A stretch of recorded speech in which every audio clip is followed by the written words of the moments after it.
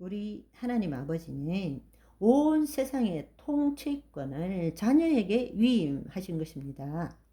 생육하고 번성하여 땅에 충만하라.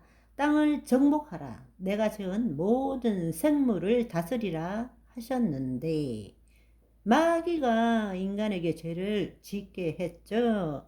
창세기 3장 4절 5절을 보시면 뱀이 여자에게 이르되 너가 결코 죽지 아니하리라. 너희가 그것을 먹는 날에는 너희 눈이 밝아져 하나님과 같이 되어 선악을 알즉 하나님이 아심이니라. 이 말씀을 여러분 마귀의 관점에서 한번 생각해 봅시다. 겉으로 드러나 있지 않지만 뱀에게 들어온 사탄은 하나님의 생명으로 그 형상대로 지음받은 인간이 얼마나 미웠을까요?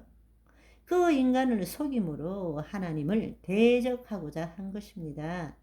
이 안에는 사탄이 하나님께 대해서는 이렇게 말하는 것입니다.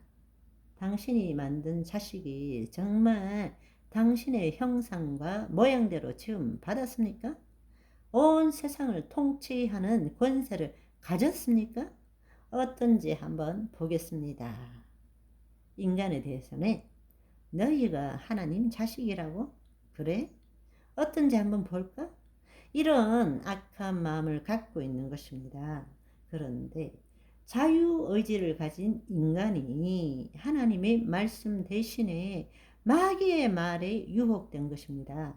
창세기 3장 6절을 보시면 여자가 나무를 본즉 먹음직도 하고 보암직도 하고 지혜롭게 할 만큼 탐스럽기도 한 나무인지라.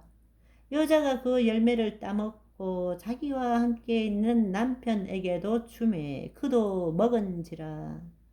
이것이 타락입니다. 먹음직하고 보암직스럽고 탐스럽기도 한 자신의 생각과 느낌, 그것이 죄를 지었습니까? 생각하고 느끼고 그것을 받아들인 것이 누구입니까? 바로 하와의 목숨, 생명, 나, 바로 혼 아닙니까? 내가 하나님 말씀보다 세상에서 들어오는 스스로 즐겁게 하는 생각과 느낌을 내가 택한 것입니다. 그것이 바로 죄라는 것입니다.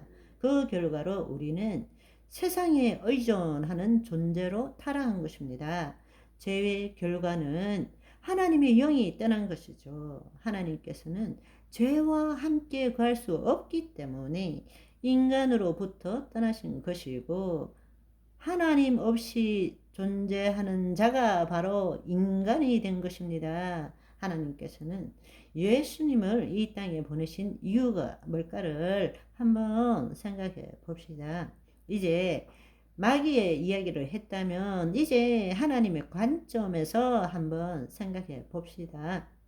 하나님께서는 당신께서 창조하시고 계획하신 일을 결코 포기하지 않으십니다. 그걸 포기하면 당신 자신을 부인하는 것이기 때문입니다. 그렇다면 하나님께서 왜 예수님을 이 땅에 보내셨을까요? 하나님께서 우리에게 은혜를 베푸신 이유가 무엇일까요? 우리는 흔히 죽을 수밖에 없는 영원한 형벌 속에 처할 수밖에 없는 우리를 구원하시기 위해서라고 생각합니다. 그러나 하나님의 관점에서 한번 생각해 보십시오.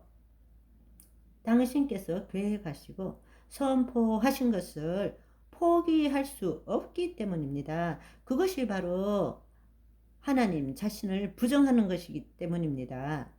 그래서 하나님께서 하신 일은 인간에게 다시 기회를 주신 것입니다. 그것이 바로 예수님이 이 땅에 오신 이유이고 은혜의 근원인 것입니다.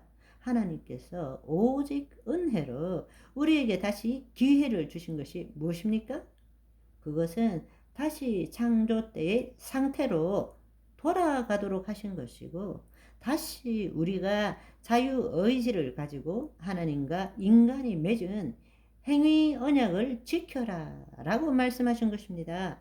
그것을 위해서 다시 하나님의 영이 우리에게 임하시고 우리의 혼이 다시 자유의지를 가지고 마귀에게 순종하지 않고 더 이상 자신의 육신의 탐욕에 사로잡히지 않고 하나님의 말씀을 이루는 안식의 삶을 살도록 하신 것입니다.